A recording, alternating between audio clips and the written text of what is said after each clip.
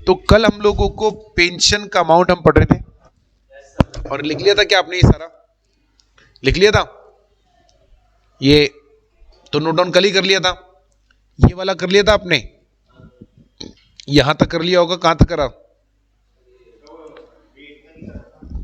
कहां तक, ये नहीं करा था कॉपी, पेंशन फॉर आपने कर लिया, आप लोगों ने नहीं करा था ना, कहां तक करा था, देख बताओ एक बार देख के, कहां तक का करा हुआ है बेटा बताओ, ये यहां रेड वाले तक, यहां तक, यही अपने को पढ़ना था, है ना। हमने कहा था अगर आपने सुपर एन्युएशन नहीं है, मतलब जिस एज पे आपको रिटायर होना है वो एज अभी नहीं आई, लेकिन आप पहले ही छोड़ रहे हो, हाँ तो छोड़ सकते हो।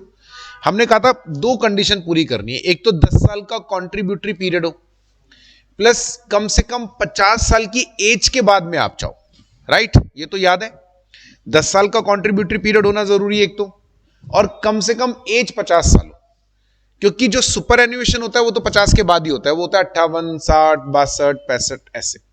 लेकिन आप रिजाइन कर सकते हो, आप वीआरएस ले सकते हो, वॉलंटरी रिटायरमेंट फ्रॉम सर्विसेज। यदि आप ऐसा कुछ भी करते हो तो 10 साल की कॉन्ट्रीब्यूटरी सर्विस के अलावा एक कंडीशन और जुड़ जाती है कि आपका ये सब 50 साल की एज के बाद हो, यानी मिनिमम एज आपकी 50 साल होनी चाहिए। ये बात समझ में आ रही है, यहां तक तो कोई दिक्कत नहीं है। अच्छा, लेकिन ऐसे केस में आपका पेंशन का अमाउंट थोड़ा कम हो जाएगा, यानी अगर आप सुपर एन्युएशन की एज से पहले रिटायरमेंट ले लेते हो या नौकरी छोड़ देते हो तो आपको पेंशन तो मिल जाएगी, प्रोवाइडेड 10 साल की कॉन्ट्रीब्यूटरी सर्विस हो एंड 50 साल की एज हो चुकी हो, लेकिन पेंशन का अमाउंट थोड़ा कम कर देंगे हम। अब कम तो करेंगे ना यार, वरना आप मुझे एक चीज बताओ, अगर उतनी पेंशन देंगे जो आदमी सुपर एन्युएशन पर जा रहा है उसको भी उतनी पेंशन मिल रही है और जो पहले छोड़ के जा रहा है नौकरी तो उसको भी उतनी मिल रही है, तो फिर आदमी एंड तक नौकरी क्यों करेगा, पहले छोड़ देगा। तो पेंशन थोड़ी कम हो जाएगी क्योंकि आपने कंट्रीब्यूशन भी तो कम दिया ना। आज मान लीजिए सुपर एन्युएशन की एज 60 साल, उदाहरण समझो, अब मान लीजिए दीदी तो 60 साल की उम्र तक नौकरी कर रही है और भैया ने 52 साल की उम्र में रिटायरमेंट ले लिया, पेंशन दोनों को मिलेगी क्योंकि दोनों ने कंट्रीब्यूटरी सर्विस दी है 10 साल से ज्यादा की, वो 50 से ऊपर की है। पर उसकी और इसकी पेंशन बराबर कैसे हो सकती है मुझे बताओ यार, उसने 60 साल की उम्र तक कंट्रीब्यूशन दिया है, इसने 52 साल की उम्र, यानी उसने 8 साल ज्यादा कंट्रीब्यूशन दिया, तो पेंशन कम होगी ना। तो कितनी कम होगी, आपकी पेंशन तो नॉर्मली जैसे हमने निकाली वैसे निकल जाएगी। कल हमने पढ़ा था पेंशनेबल पीरियड +2 पढ़ा था, multiply by pensionable service, pensionable salary, पूरे को डिवाइड कर देंगे 70 से। अब जिसने 50 साल की एज के बाद में सुपर एन्युएशन वीआरएस लिया या नौकरी छोड़ी, तो उसकी पेंशन कैसे निकालना, जितनी पेंशन हम नॉर्मली निकालते हैं ये मानते हुए कि वो सुपर एन्युएशन की एज तक काम करता, वो निकाल लो अमाउंट, फिर उसमें से हर साल के लिए 3-3% कम करते जाओ। उदाहरण से समझना, पहले फॉर्मूला देखो, if employ worked for greater than 10 years but less than 20 years, pension shall be calculated assuming pensionable period as 20। यानी आप पहले ही रिटायर हो गए, सुपर एन्युएशन पर नहीं चल रहे हम, वो एक अलग कैलकुलेशन है।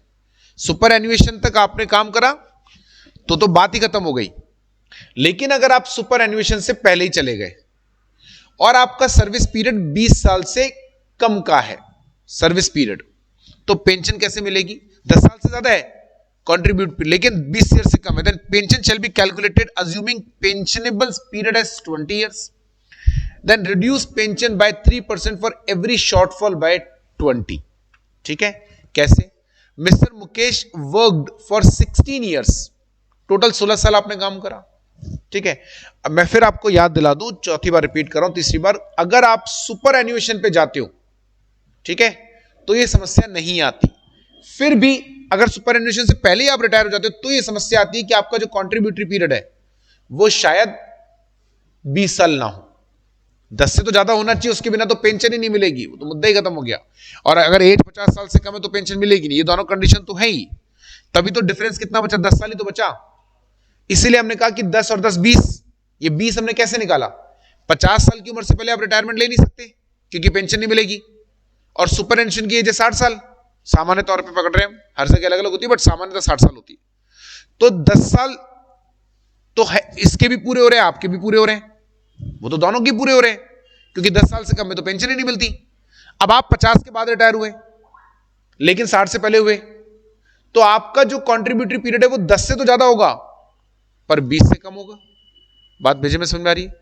तो हम क्या करेंगे, एक बार तो ये मान लो कि आपका कॉन्ट्रीब्यूटरी पीरियड 20 साल का है, पेंशन निकाल लो, फिर जितने साल कम है 20 में उतने से 3-3% हर साल रिड्यूस करते चलो। आ गई बात समझ में? नहीं आ रही अभी? कैलकुलेशन तो मैं समझाऊंगा आपको, ये कॉन्सेप्ट समझ में आएगा, करना कैसे कैलकुलेशन तो मैं समझाऊंगा, 3% रिड्यूस कैसे करेंगे तो बताऊंगा, फिर तो बात ही खत्म हो गई। अगर आप मान लीजिए आपने ये कंफ्यूजन इनका सही है, 3-4 केसेस में दोबारा समझाता हूं, आप और नीचे फॉर्मूला समझाने से पहले ये समझना जरूरी कि हम कौन सा केस पढ़ रहे हैं, केस कौन सा पढ़ रहे हैं। यदि आपका कॉन्ट्रीब्यूटरी पीरियड 30 साल से 20 से ज्यादा है, जैसे उदाहरण के तौर पे आपने दो कंडीशन पीछे बैकग्राउंड में चल रही है वो रहनी चाहिए, 10 साल का मिनिमम कॉन्ट्रीब्यूटरी पीरियड और 50 साल की एज। आपने 25 साल की उम्र में नौकरी ज्वाइन करी और आपने 55 साल में क्या ले लिया, वीआरएस, करेक्ट, यानी सुपर एन्युएशन से पहले आपने कर ली, बट आपका कॉन्ट्रीब्यूटरी पीरियड कितना रहा, कितना रहा, 30 साल हो गया ना, क्योंकि 25 साल की उम्र में नौकरी ज्वाइन करो और 55 में छोड़ा तो दिमाग लगाना ही नहीं है, फिर दिमाग लगाना ही नहीं है। फिर पेंशन कैसे निकालोगे, कॉन्ट्रीब्यूटरी सर्विस पीरियड 30 साल प्लस 2 32, टोटल को मल्टीप्लाई कर दो, पेंशनेबल सैलरी डिवाइड बाय 70। आपने 30 साल की उम्र में नौकरी ज्वाइन करी और 55 में रिटायरमेंट ले लिया, वीआरएस ले लिया, कितने साल का कॉन्ट्रीब्यूटरी पीरियड है, दिमाग इस सब में आना ही नहीं है, simple 25 plus 2 multiply by pensionable salary जो कि हम पिछले 60 महीनों के एवरेज पकड़ लेंगे, डिवाइडेड बाय 70। आपने 40 साल की उम्र में नौकरी ज्वाइन करी और 55 में वीआरएस ले लिया, अब आपका कॉन्ट्रीब्यूटरी पीरियड कितना है, अच्छा कंडीशन बैकग्राउंड की दोनों पूरी हो रही है, 10 साल से ज्यादा है, नौकरी 50 के बाद छोड़ी, हाँ, अब आपका जो कॉन्ट्रीब्यूटरी पीरियड है वो 20 से कम है, तो हम आपका पेंशन कैसे निकालें, 20 का कैलकुलेशन करते हुए निकालो, 20 से कम है बट आप एक बार कैलकुलेशन करो 20 साल की कॉन्ट्रीब्यूटरी पीरियड, फिर जो पेंशन आए यानी 20 plus 2 22 multiply by pensionable salary divide by 70, ये ग्रेचुइटी ये अमाउंट आ गया। इसको अब रिड्यूस करेंगे 3-3% से, कितने शॉर्टफॉल आ रहे हैं 20 में आपके 5, क्योंकि 15 साल ही आपने नौकरी करी, तो 3-3% लेस करना है 5 बार, नहीं समझे अभी भी? तो अगर कॉन्ट्रीब्यूटरी पीरियड 20 साल से ज्यादा है तब तो दिमाग लगाना ही नहीं है, एक्चुअल में जैसे आप कैलकुलेशन करते हो वैसे ही करो, मुद्दा खत्म। 20 से कम है लेकिन 10 से ज्यादा होना चाहिए, 10 से कम है तो पेंशन भूल जाओ, फिर आपने नौकरी ज्वाइन करी कब, 48 साल की उम्र में, 55 में वीआरएस ले लिया, पेंशन नहीं मिलेगी, नहीं मिलेगी, 7 साल ही हुआ। तो हमने क्या बोला, आपने 40 साल की उम्र में नौकरी ज्वाइन करी, 55 में छोड़ी, 15 साल की आपकी कॉन्ट्रीब्यूटरी पीरियड है, यानी 10 से ज्यादा है, 50 के बाद छोड़िए, तो कॉन्ट्रीब्यूटरी सर्विस आपकी 15 साल। पेंशन कैसे निकालेंगे, 20 साल का कॉन्ट्रीब्यूटरी पीरियड मान लो एक बार, 20 plus 2 multiply by pensionable salary divide by 70। अब जो अमाउंट आया ये पर मंथ पेंशन का है, पर मंथ पेंशन, इसमें 3-3% रिड्यूस कर देना 5 बार। कैसे देखो, mister Mukesh worked for 16 years, यानी उनका कॉन्ट्रीब्यूटरी पीरियड कितना है, 16 साल, and superannuated at the age of 58 साल की, यानी इसका मतलब इन्होंने नौकरी 42 साल की उम्र में ज्वाइन करी होगी, 42 साल की उम्र में नौकरी ज्वाइन करी और 58 साल की एज में छोड़ी, तो टोटल 16 साल काम करा इन्होंने। अब हमारी बैकग्राउंड की दोनों कंडीशन पूरी हो रही है, 10 साल से ऊपर हो रहा है, हाँ, और 50 के बाद छोड़ा। अब 16 साल का कॉन्ट्रीब्यूटरी पीरियड है, यानी पेंशनेबल पीरियड हो गया 16 साल। अब इनका हम पेंशन निकालेंगे कैसे, इनकी जो पेंशनेबल सैलरी है वो है 24,000, यानी पिछले 60 महीनों की जो एवरेज सैलरी है वो 24,000, ये क्वेश्चन में दे दिया। कैसे निकालना, in case contributory period of service year is greater than 20, less than 20 years, pension shall be calculated according to the pensionable period of 20 years. एक बार ये मान लो पेंशनेबल पीरियड हमारा 20 साल है, तो 16 साल, 20 से कम है तो आप एक बार पेंशन 20 साल का कॉन्ट्रीब्यूटरी पीरियड पकड़ते हुए निकाल लो, बट रिड्यूस पेंशन बाय 3%। कैसे, इनका पेंशनेबल पीरियड कितना है, 16 साल, हम एक बार कितना पकड़ेंगे, 20 plus 2 multiply by pensionable salary कितनी आ रही है, डिवाइड बाय 70, तो इनकी मंथली पेंशन आ गई 7,542। अब इनके 20 साल में कितने ईयर शॉर्टफॉल है, 16 साल ही तो नौकरी करी, 4, तो रिड्यूस करो 3% फॉर 20th ईयर, कितना, 7,542 का 3%, 226 रुपए आया, इसको लेस करा तो बचा 7,315 रुपए, लेस 3% फॉर 19th ईयर, 7,315 का 3% कितना आया 219, कितना बचा 7,096। लेस 3% फॉर 18th ईयर, 7,096 का 3% कितना है 212, लेस करा 6,883 रुपए। और फिर 17वें साल के लिए 3% लेस करा 6,883 रुपए का 206 रुपए। ठीक है, तो फाइनली पेंशन कितनी बच गई 6,676 रुपए। तो आपको पेंशन कितनी मिलेगी 6,676 रुपए पर मंथ। अगर 5 साल 15 साल ही नौकरी करी तो एक बार और लेस करते, 3% फॉर 16th ईयर, ऐसे निकालना है। समझ गए, 8 बार लेस करना पड़ेगा। पर कैलकुलेशन ध्यान से करना, सीधा 3% निकाल के 8 से मल्टीप्लाई मत कर देना, अमाउंट अलग आएगा। देखो हर साल 226, अगर आप एक साथ कर दोगे ना तो 226 इंटू 4 कर देते आप, वो नहीं करना है। जितना बैलेंस बचेगा उसका 3%, इससे ये अमाउंट कम आता जाएगा। अभी समझ में आया, सारे के समझ में आ गए। अगर 20 ईयर से ज्यादा पेंशनेबल पीरियड है तो चिंता ही नहीं, फिर तो एक्चुअल निकाल देना आप। ठीक है, पक्का। चलो लिखो इसको फटाफट से।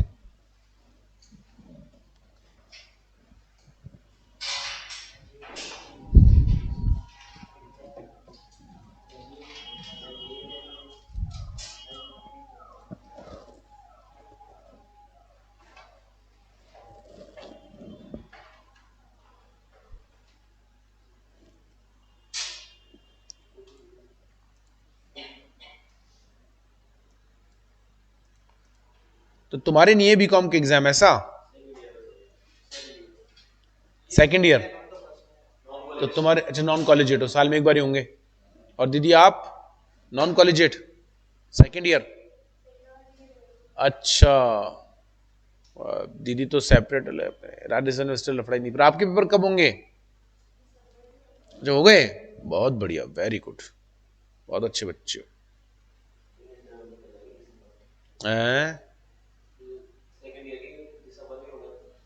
अच्छा,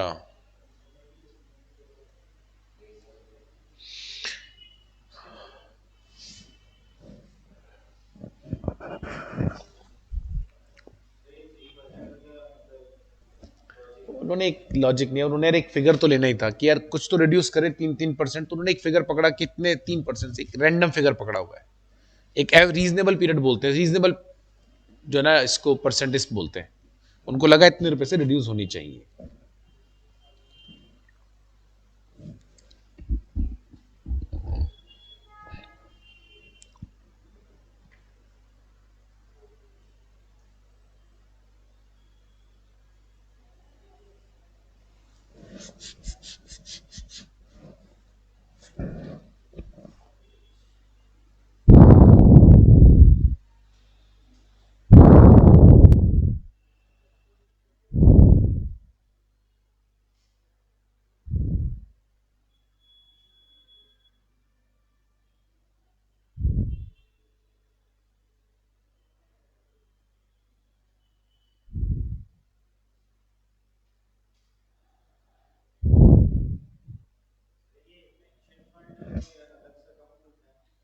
हाँ तो अलग अकाउंट है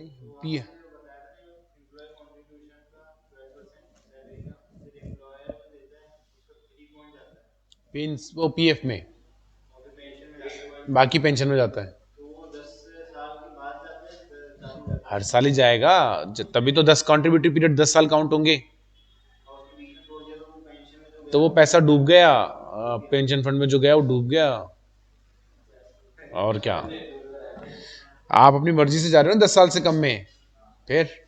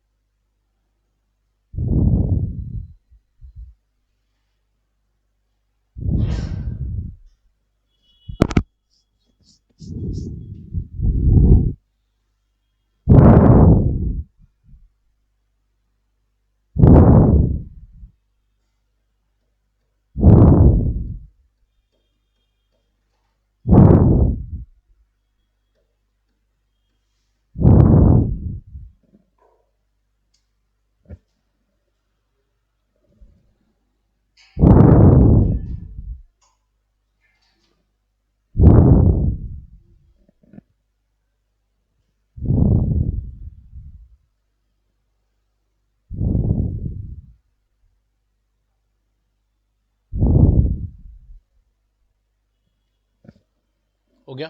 चलो अब आते हैं भाई साहब हमारे ये पेंशन के बाकी के रेट्स पे। यहां तक तो हमने देखो पढ़ लिया पूरा, ये मैं आपको एक बार और रीड करा देता हूं। वैसे तो हमने सारा पढ़ ही लिया, यहां तक तो मैंने पढ़ाई दिया था आपको, है ना, ये हो गया था ना। अब आ जाओ, ये अगर नोट डाउन करना चाहते हो तो नोट डाउन कर लो, बुक में है ही नहीं तुम्हारे पास स्टडी मटेरियल अभी। अगर उसमें नोट डाउन करना चाहते हो तो कर सकते हो ये वाला, यदि है तो। कौन कौन सी पेंशन मिलती है, कब कब मिलती है, तो हमने कहा था एक तो सुपर एन्यूएशन पे मिलेगी और अटेनिंग एज ऑफ 58 ईयर्स, लेकिन ये 60 भी हो सकती है अगर आपकी एज रिटायरमेंट की उस पर, retirement, permanent disablement, death, death after retirement और superannuation, even after his death occurred after superannuation still pension will continue to family, ये मैंने कल बताया था। Children pension and orphan pension. अब ये चिल्ड्रन एंड ऑर्फन पेंशन क्या है, देखो चिल्ड्रन पेंशन का मतलब और ऑर्फन पेंशन में फर्क समझाता हूं आपको। चिल्ड्रन पेंशन का मतलब है कि एक पेरेंट्स में से किसी एक की डेथ हो गई तो उसको फैमिली पेंशन मिलेगी और बच्चों की अलग से मिलेगी, और अगर दोनों की डेथ हो गई तो बच्चे बच के वो हो गए ऑर्फन, ऑर्फन हो गए तो ऑर्फन पेंशन मिलेगा।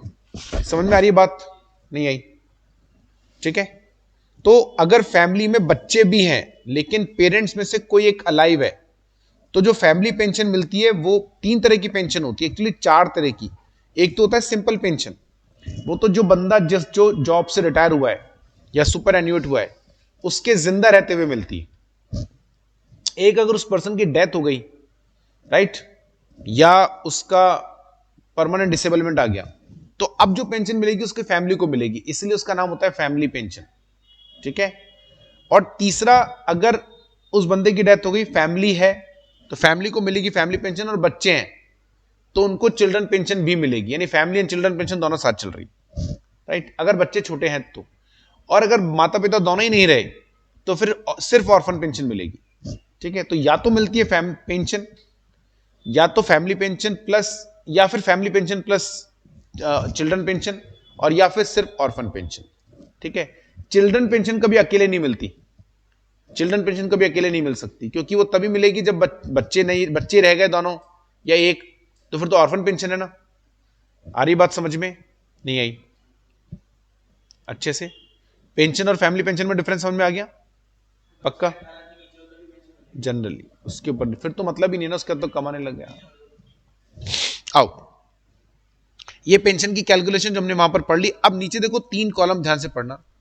The rate of minimum window pension is 450 रुपए पर मंथ।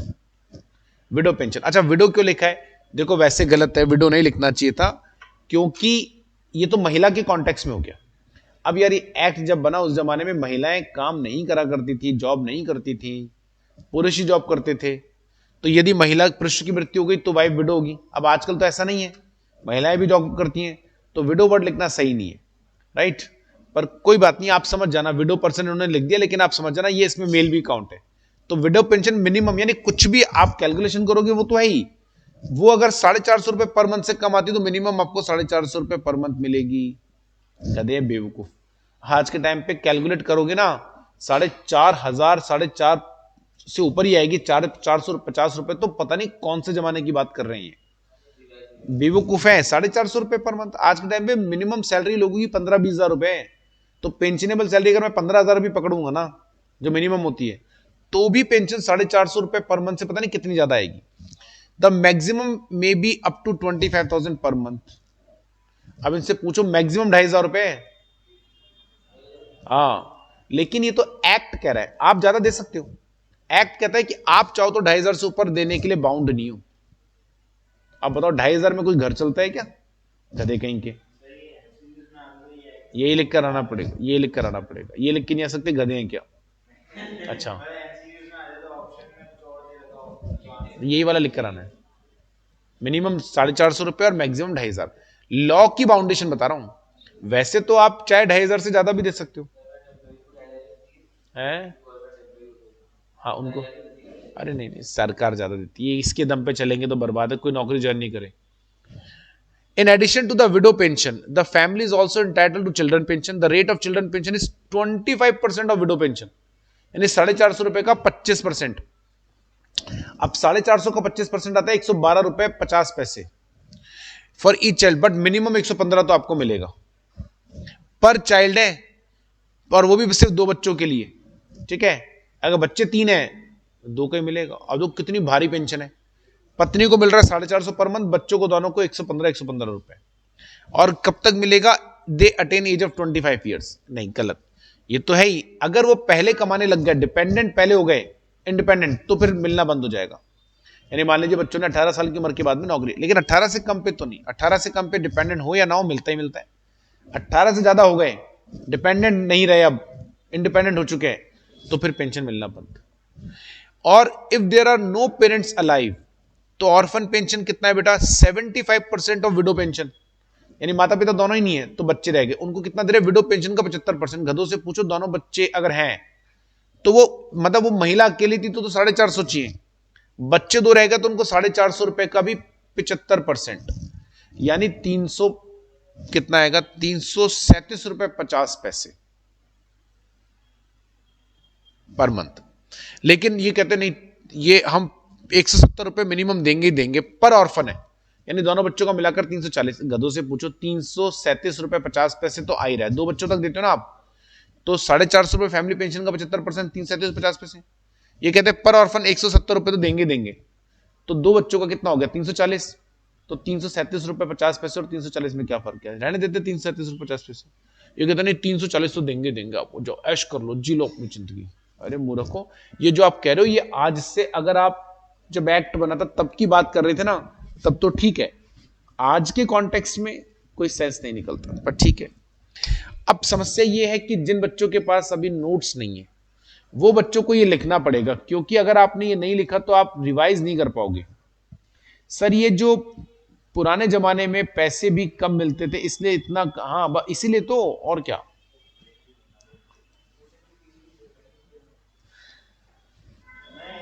इतने में तो तू जिंदा भी नहीं रह पाएगा, ट्यूशन तो पढ़ने तब आएगा। हाँ, अरे यार ये तो स्टैट्यूटरी प्रोविजन है। कहा ना आपको पहले भी, लॉ में जो रेट है उससे ज्यादा आप दे सकते हो, उससे ज्यादा देने में दिक्कत नहीं है, कम नहीं दे सकते। जैसे 2,500 इन्होंने लिखा है मैक्सिमम, आप तो 2.5 लाख दो ना, क्या दिक्कत है? आपको लगता है कोई कर्मचारी आजकल, आज के टाइम में 2,500 रुपए की पेंशन के लिए सरकारी नौकरी, बोले भाड़ में गए सरकारी नौकरी। जब साला आदमी सरकारी नौकरी क्यों करता है? एक तो आराम के लिए, दूसरा रिश्वत के लिए। में हाँ, मेन पर्पज दूसरा ये भी होता है, वो तो नहीं बैठ पाए जुगाड़े, वो अलग बात है। पहला मेन पर्पज होता है कि भाई बुढ़ापा में पेंशन मिलती रहेगी, दूसरा कि यार ऊपर की इनकम का थोड़ा जुगाड़ हो जाएगा जी, और तीसरा होता है कि भाई एक स्टेबिलिटी रहती है ना। तो इन तीनों पॉइंट को बेटा तुम लिख लो, ये जो 3 पॉइंट है, जिनके पास नोट्स नहीं है लिख लो, वरना तुमको रिवीजन में दिक्कत होगी फिर।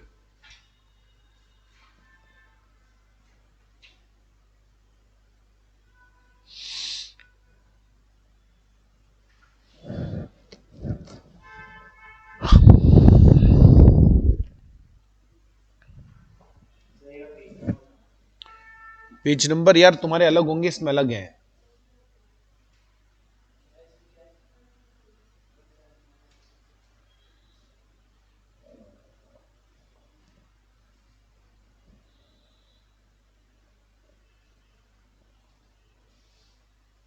जल्दी लिखो, फिर इसके बाद में पढ़ाएंगे आपको employ deposit linked insurance. Sir ये सेकंड पॉइंट और थर्ड पॉइंट के अंदर फर्क क्या है? मतलब जो थर्ड पॉइंट है उसमें तो बेटा सेकंड वाला पॉइंट है, जब पेरेंट्स में से एक पेरेंट की डेथ हो गई, यानी फादर की डेथ हो गई, मदर रह गई, तो मदर को तो मिलेगी window pension, plus window pension के अलावा बच्चों के लिए अलग से चिल्ड्रन पेंशन मिलेगी। दोनों में से या तो, या फिर हाँ, दोनों में से एक जना एक्सपायर हो गया तो फिर विडो पेंशन प्लस बच्चों की पेंशन भी मिलेगी।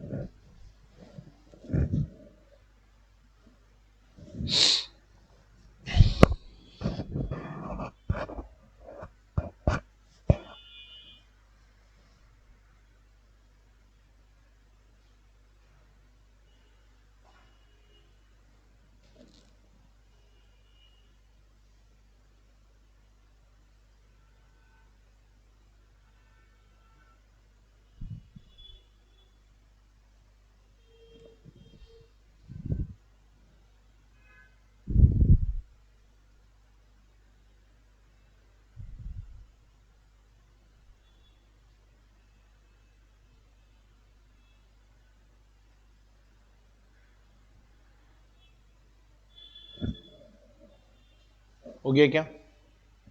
अच्छा, तू तो लिख ही नहीं रहा किताबें, अच्छी बात, अच्छा बच्चा। इनको भी पीले चावल मिले नहीं बेटा, पीले चावल नहीं मिले तुमको भी।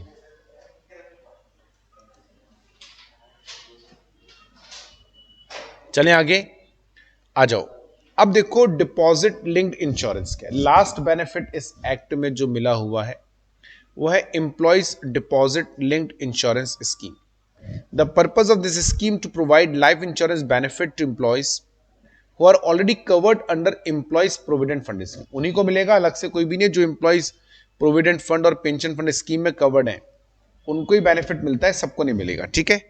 अब देखो, employees has to pay contribution equal to 0.5% of total wages of employees. Employer को क्या करना है, वो जो 12% का कॉन्ट्रीब्यूशन एम्प्लॉयर दे रहा है वो तो अलग है ही, पीएफ के लिए अलग से देना नहीं, वो 12% में जाएगा, पेंशन का भी उसी में से जा रहा है। लेकिन इस इंश्योरेंस स्कीम के लिए 0.5% का अलग से कॉन्ट्रीब्यूशन देना है एम्प्लॉयर को, एम्प्लॉय को कुछ भी नहीं देना। देखो, employer has to pay contribution equal to 0.5% of total wages of employees subject to maximum 75 rupees. यानी अगर किसी एम्प्लॉय की सैलरी बहुत ज्यादा है और उसका 0.5 भी बहुत ज्यादा आ रहा है तो मैक्सिमम 75 रुपया ही देना है, इससे ज्यादा नहीं, ठीक है। यानी 0.1% ऑफ सैलरी और 75 रुपए विच एवर इज लोअर। ये एम्प्लॉयर देगा, किसको देगा, पीएफ डिपार्टमेंट को। Employee do not have to make any contribution to this scheme. The employers of all covered establishment are required to pay charges to the insurance fund at the rate of not exceeding 1/4 of the contribution of the employees. अब ध्यान से सुनना अच्छे से। देखो, पहले तो आप ये कैलकुलेट कर लो, हर एम्प्लॉय की सैलरी का 0.5% और 75 रुपए whichever is low. Formula लगा देना एक्सेल में, 1 मिनट में कैलकुलेट हो जाएगा। एम्प्लॉय की सैलरी एक कॉलम में ले लो उसका 0.75%, दूसरे कॉलम में ले लो 75 रुपए, तीसरे कॉलम में फॉर्मूला लगा दो, दोनों में से जो भी लोअर हो, ये अमाउंट ऑफ कॉन्ट्रीब्यूशन आ जाएगा, एम्प्लॉयर को अपनी जेब से देना है। प्लस इस कॉन्ट्रीब्यूशन का 1/4 और निकालना, वो आप एक्स्ट्रा दोगे पीएफ डिपार्टमेंट को, क्योंकि ये जो एम्प्लॉयज इंश्योरेंस स्कीम है इसको चलाने के लिए भी तो उनका अलग से खर्चा होगा ना, उनको अलग से एम्प्लॉय रखने पड़ेंगे। इतने देखो ना कितने एम्प्लॉय का कॉन्ट्रीब्यूशन आता है, उन सबको एक जगह रिकॉर्ड करना, आगे इन्वेस्ट करना। तो अगर मान लीजिए आपने जब ये कैलकुलेट करा हर एम्प्लॉय की सैलरी का 0.5% और 75 रुपए whichever is lower calculate करा और पूरे महीने का टोटल अमाउंट आया मान लीजिए 60,000, तो आपको कितना कॉन्ट्रीब्यूशन करना है, 60,000 प्लस 1/4। 20,000 कैसे आएगा यार, 60,000 का 1/4 20,000 आता है क्या, 15,000 आता है। 60,000 प्लस 15,000 75,000। अच्छा, अगर डिपार्टमेंट आपको 1/4 से भी कम कंट्रीब्यूट करने के लिए बोले तो बोल सकता है, ज्यादा नहीं बोलेगा। देखो लिखा ना, not at a rate not exceeding 1/4, यानी टोटल कंट्रीब्यूशन का 1/4 इतना मैक्सिमम आपसे एडिशनल कंट्रीब्यूशन करवा सकता है अगेंस्ट मैनेजमेंट ऑफ फंड, ठीक है। ये आपको जमा कराना है। यहां तक बात समझ में आ गई। तो एम्प्लॉय की जेब से कुछ भी नहीं जाएगा, जो भी जाएगा किसकी जेब से जाएगा, एम्प्लॉयर। अच्छा, एम्प्लॉयर की जेब से भी कोई बहुत भारी अमाउंट नहीं, 75 रुपए, मैं तो मैक्सिमम मान के चलता हूं सबके 75 रुपए जा रहा है। भैया आप 0.5 और 75 जो भी लोअर है वो ले रहे हो, मैं मानता हूं 75 रुपए जा रहा है सबके, यानी 0.5 का अमाउंट ज्यादा ही आ रहा होगा तो 75 पकड़ोगे। कितने एम्प्लॉय मानते हो आप, 100 तो 7,500, 1000 तो 75,000 रुपए पर मंथ, कोई बहुत बड़ा अमाउंट नहीं है। महीने के 75,000 खर्च करके अगर तुम्हारे 1,000 एम्प्लॉय को इंश्योरेंस का फायदा मिलता है तो ये अच्छी बात है। आई बस समझ में, तो बहुत भारी अमाउंट भी नहीं है, बहुत छोटा अमाउंट है।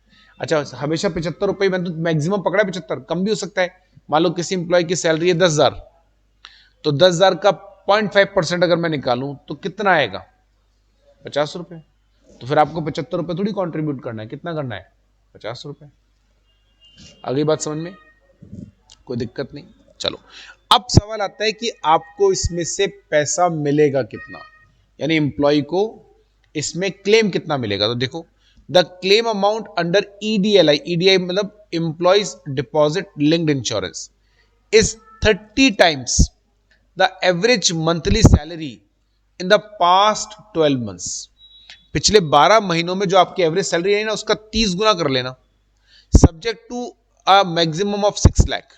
अब मैं आपको सिंपल कैलकुलेशन बताता हूं, बड़ा आसान है।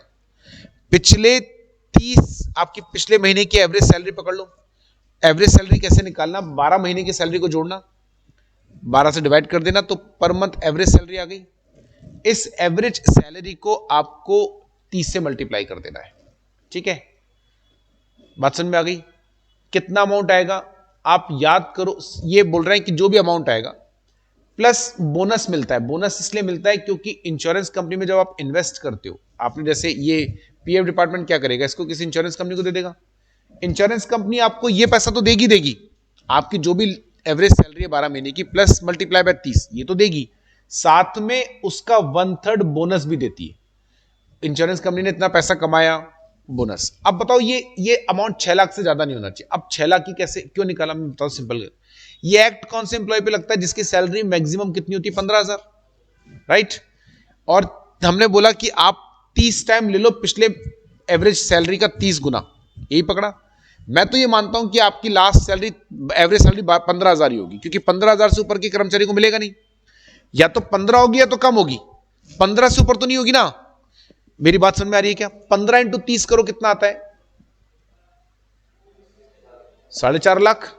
ये 4.5 लाख प्लस उसका 1/3, 1.5 लाख, तो कितना हुआ? 6 लाख। इसलिए बोला कि पेंशन ये इंश्योरेंस का अमाउंट 6 लाख से ज्यादा नहीं होगा। ऐसे तो जो एम्प्लॉय की सैलरी 15,000 से ज्यादा है उसको भी आप इस एक्ट में ला सकते हो, ला सकते हो आप, कोई दिक्कत नहीं है। पीएफ भी आप उसका ज्यादा दे रहे हो, लेकिन इधर अमाउंट जो मिलेगा ना वो 6 लाख से ऊपर नहीं हो सकता। इंश्योरेंस का अमाउंट 6 लाख से ऊपर नहीं होगा, क्योंकि हमने ये मानते हुए निकाला है कि कोई भी एम्प्लॉय को 15,000 से ज्यादा सैलरी नहीं मिल रही होगी, या वो मिल रही होगी तो इस एक्ट में नहीं आ रहा होगा। आ गई बात समझ में अच्छे से? कोई दिक्कत हो तो बताओ, पक्का? चलो अब आ जाएं, इसको मैं यहां लिखवा देता हूं थोड़ा सा, जिन बच्चों के पास में लिखा हुआ नहीं है तो वो लिख लेंगे तो थोड़ा सा ठीक रहेगा।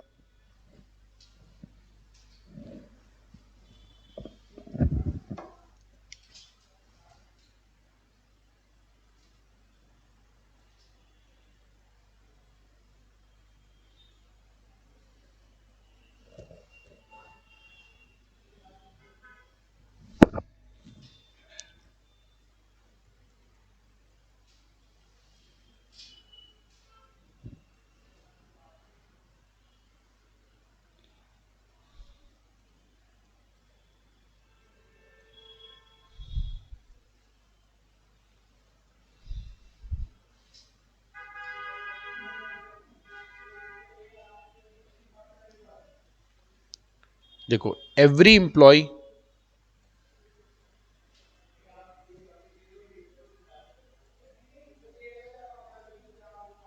who is covered in PF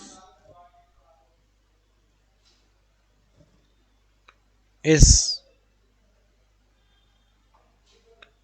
automatically covered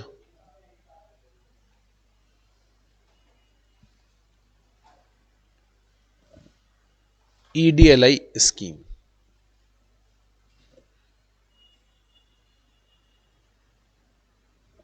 ठीक है, अब स्कीम में कंट्रीब्यूशन कितना जाएगा?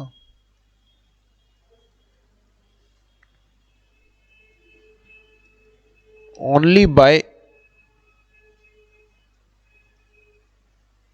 एम्प्लॉयर। कितना है? 0.5% ऑफ एम्प्लॉय सैलरी और 75 रुपीज।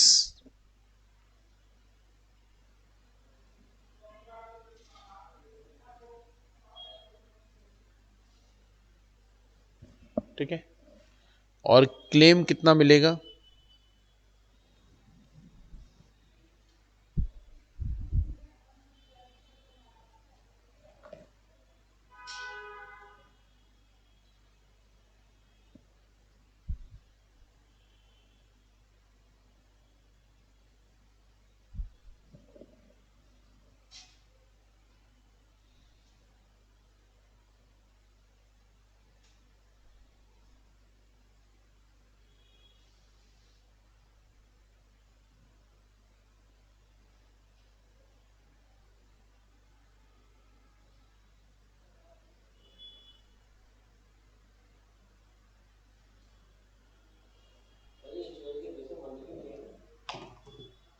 रिटायरमेंट पे मिले, मरने रिटायरमेंट पे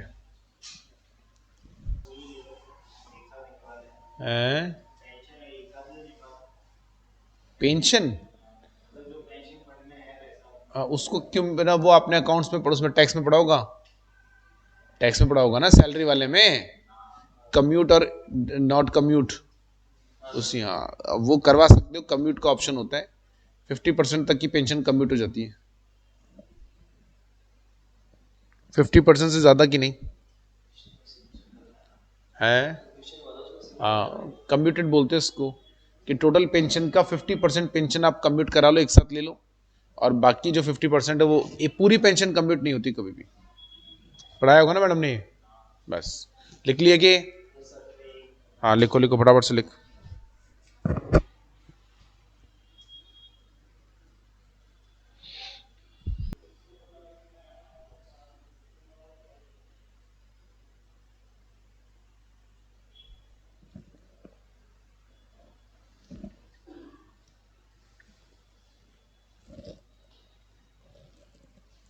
चलिए अब आता है, देखो एक central record keeping agency basically ये इसलिए बनाई गई है कि जितने भी रिकॉर्ड्स मेंटेन होते हैं वो अभी क्या, हर डिपार्टमेंट अलग अलग मेंटेन करता है रिकॉर्ड।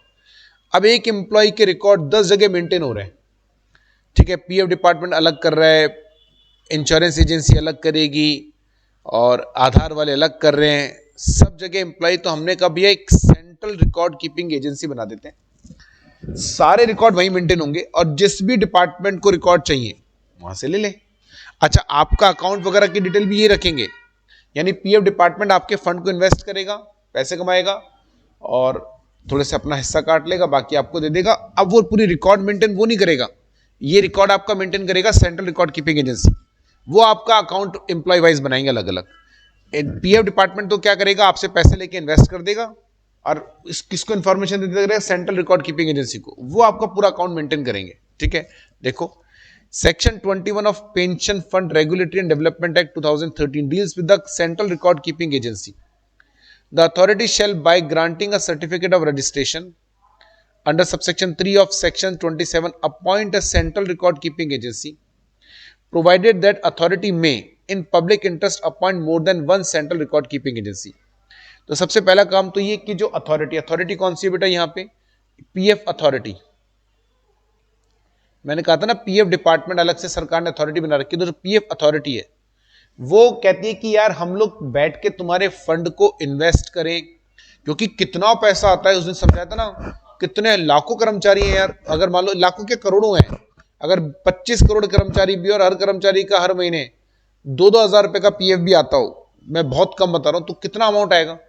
तो पीएफ डिपार्टमेंट उस फंड को बैठ के इन्वेस्ट करे, क्योंकि इन्वेस्टमेंट करना हल्का काम नहीं है, और इन्वेस्टमेंट भी ऐसा करना है कि उस पर रिटर्न आए, अच्छा है, और डूबे भी नहीं, सेफ करा तो रिटर्न कम आएगा, और अगर रिस्क में ज्यादा रिटर्न के चक्कर में करे तो रिस्क है, तो कितना ध्यान रखना पड़ता है यार।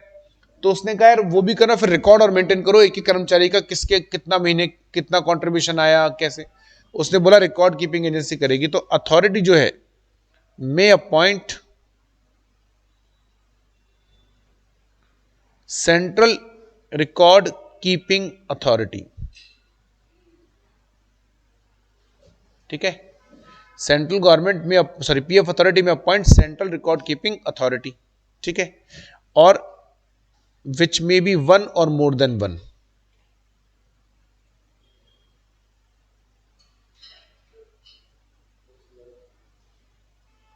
ठीक है।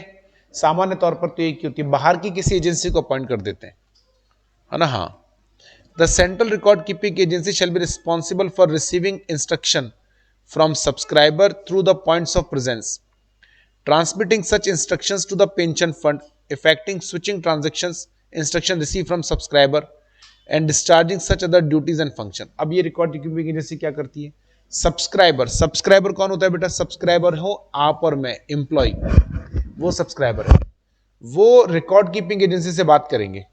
ये जो मैंने कहा था ना ऑनलाइन चलता है, पेंशन फंड में जाओ, तो वो रिकॉर्ड कीपिंग एजेंसी का ही पोर्टल है, उन्होंने आपका रिकॉर्ड मेंटेन करा है, ऑनलाइन कर दिया। आपको जब भी स्विच करना हो कि नहीं भाई मुझे तो आप जो है मेरा एम्प्लॉयर चेंज हो गया, पैसा निकालना हो, क्लेम लेना हो तो आप ये इंस्ट्रक्शन किसको दोगे? सेंट्रल रिकॉर्ड कीपिंग एजेंसी को। और वो सेंट्रल रिकॉर्ड एजेंसी ये ट्रांसमिट किसको कर देगी? पेंशन फंड को। जहां पे आपका पेंशन फंड है ना या प्रोविडेंट फंड है, उसको इन्फॉर्म करेगी, क्योंकि पैसा तो उन्हीं के पास में। तो वो ये बेसिकली ट्रांसमिशन का, इसका काम ही क्या है? उनसे इंफॉर्मेशन लेना, आपका अकाउंट अपडेट करना। आपका पीएफ कटा, आपके एम्प्लॉयर ने पीएफ जमा करा दिया पेंशन फंड में। पेंशन फंड या एक ही फंड होता है, पीएफ और पेंशन फंड अलग अलग नहीं है, एक ही जगह मेंटेन होता है। वो सेंट्रल रिकॉर्ड कीपिंग एजेंसी को बता देंगे, भाई देख इस कर्मचारी का इस महीने का इतना पेंशन कॉन्ट्रीब्यूशन, वो अपडेट कर देंगे, आ गया। अभी आपको पैसा चाहिए अपने अकाउंट से निकालना है या कोई और नॉमिनी चेंज कराना है, कुछ भी करना है, तो सेंट्रल रिकॉर्ड कीपिंग एजेंसी को आप बोलो। कैसे बोलोगे? ऑनलाइन पोर्टल पे जाओ, जैसे ही आप बोलोगे वो रिकॉर्ड में अपडेट कर देंगे, और ये बात किसको बता देंगे? पेंशन फंड को। पैसा निकालना है, आप बोलो सेंट्रल रिकॉर्ड कीपिंग एजेंसी को, सर मुझे मेरा पैसा दिलाओ, मेरे को इतना पैसा चाहिए पीएफ से। वो बोलेंगे पेंशन फंड को, पीएफ फंड को, कि भैया कर्मचारी पैसा मांग रहा है, दे दो। उससे लेके और ये सेंट्रल रिकॉर्ड कीपिंग एजेंसी आपके अकाउंट में डाल देगी। तो आप जो भी इंस्ट्रक्शन दोगे, आप मतलब सब्सक्राइबर, वो दोगे सेंट्रल रिकॉर्ड कीपिंग एजेंसी को through point of presence. Point of presence मतलब एक तो ऑनलाइन, एक जगह जगह इनके ऑफिसेस बने हुए वहां पे, ये उसको ट्रांसमिट कर देंगे पेंशन फंड को, ठीक है, including effective switching instructions receiving from subscriber. Switch करते ना एक ऑर्गेनाइजेशन से दूसरे ऑर्गेनाइजेशन में गए, and discharging such other duties as may be assigned to it under the certificate of registration or as may be determined। इसके अलावा और भी जो functions इनको दिए हुए हैं उनको भी discharge करना है। All the assets and properties owned, leased or developed by Central Record Keeping Agency shall constitute regulated assets and upon expiry of certificate of registration or earlier revocation, revocation का मतलब है बीच में खत्म कर देना, the authority shall be entitled to appropriate and take over the regulated assets by itself or through an administrator or through a person nominated। क्या बोल रहा है? अब सेंट्रल रिकॉर्ड कीपिंग एजेंसी आपके लिए काम कर रही थी, उसने अपना ऑफिस वगैरह बना लिया, एसेट खरीद ली, कंप्यूटर और लैपटॉप, टेबल कुर्सी, ये सब इसी की मानी जाएंगी। अब जिस दिन इसका लाइसेंस खत्म होगा या बीच में लाइसेंस कैंसिल हुआ, तो ये सारी एसेट इसको मिल जाएगी। लेकिन ये सेंट्रल रिकॉर्ड कीपिंग एजेंसी बोलती, बोले तो हमने खर्चा करा है, कोई बात नहीं, बदले में पैसा ले लो, लेकिन दे के तो यहीं जाओ, क्योंकि वो अपने साथ लेके तो डेटा वगैरह ले जाएंगे ना। तो बोले आपने एक बार सेटअप कर लिया, अभी तुम्हारा लाइसेंस कैंसिल हो गया, रिन्यूअल हो गया तो कोई बात ही नहीं, कैंसिल हो गया या खत्म हो गया, तो ये रेगुलेटेड एसेट्स किसके पास आ जाएंगे? पीएफ अथॉरिटी, या इन्होंने किसी बंदे को अपॉइंट करा है उसको दिलवा देंगे एक बार कि भैया तू कंट्रोल के लिए, लेकिन पैसा ले लो, कोई दिक्कत नहीं, बट छोड़ के जानी पड़ेगी।